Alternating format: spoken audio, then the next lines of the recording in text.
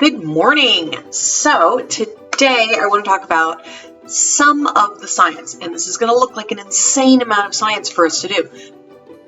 But you should be expecting that if you've been watching our channel for a while, because we do insane amounts of things. So when I buy curriculum, I kind of go all in and I go all overboard. So we will not get to all of this year. Little recap. In previous years, we had done primarily the Good and the Beautiful science units. And they're wonderful and they're lovely, but I've kind of done all of them once, or at least all of the ones that we bothered to purchase, because there are things that she's just not interested in. My kid, unfortunately, does not like animals. Her little brother, I'm hoping. But my daughter couldn't care less. So we did the hard sciences, we did, what we could from the Good and the Beautiful, and it was great. And you're supposed to cycle back through and do some of them twice. Well, we've done her favorite ones at least twice. I think we've done space science 3 times. She loved it.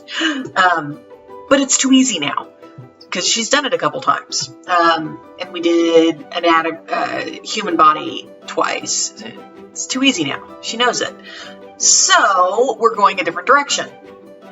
This year, we have already started because we cannot delay gratification. We just, I want it. We have already started Science in the Ancient World because we were getting ready to start a new science unit anyways, and we're finishing up Classical Conversations Cycle 1, which is Ancient World. So we decided to go back through and read this, and she's absolutely loving it.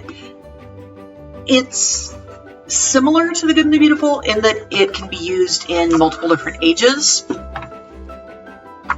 but it goes through some really interesting stuff.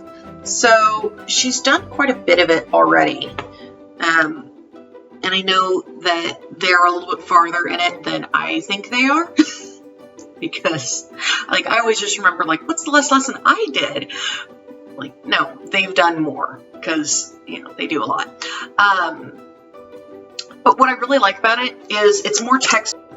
Okay, I accidentally shut off my camera. That was weird. My book hit it.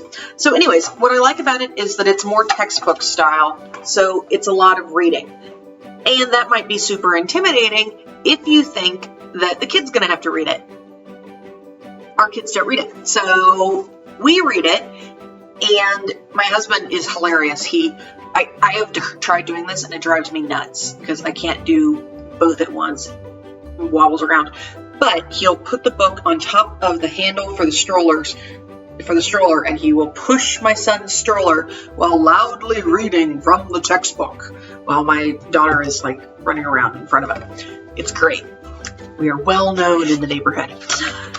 Anyways, it goes into some really cool stuff. So it talks about, and there's one before this called Science in the Beginning, but we didn't get that one. Yes, maybe we should have. I don't know. We didn't get it. We're starting here.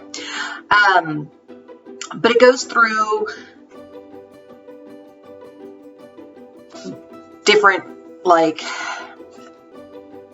Greco-Roman natural philosophers and what they thought, and then it gets into what we know to be true now, or what we think is true now, and it has lots of experiments. So every single lesson has an experiment. You don't have to do the experiments. You usually can find a YouTube video of someone doing the experiments. Or you can just talk through them, because some of them are really easy. And then it tells you what the answers to the experiments are at the end. But absolutely loving these. She'll do 2 or 3 of them in a row, which is why we buy so much curriculum. So loving these, and we hope to finish this one. I think she's about 1/4 of the way through this, and we only started it a couple weeks ago. Yeah, so there are 6 sections. This one goes, section 1 is Hippocrates. Section 2 is Plato, Aristotle, Archimedes. Section 3 is Galen, and she read a book on Galen and absolutely loved it. Section 4 is Petrus. Actually, that one's broken up for a lot of things. It's just science in the early Middle Ages, and then science in the late Middle Ages, and then science in the early Renaissance, where they get into Da Vinci, which is going to be cool. Like a lot, like the whole thing is Leonardo da Vinci. So that'll be a lot of fun. So this will be good for this summer. And we do consider summer starting because yesterday was our last day of classical conversations for cycle 1. So summer has started, yay! So we're going to finish up science in the ancient world going into the Renaissance.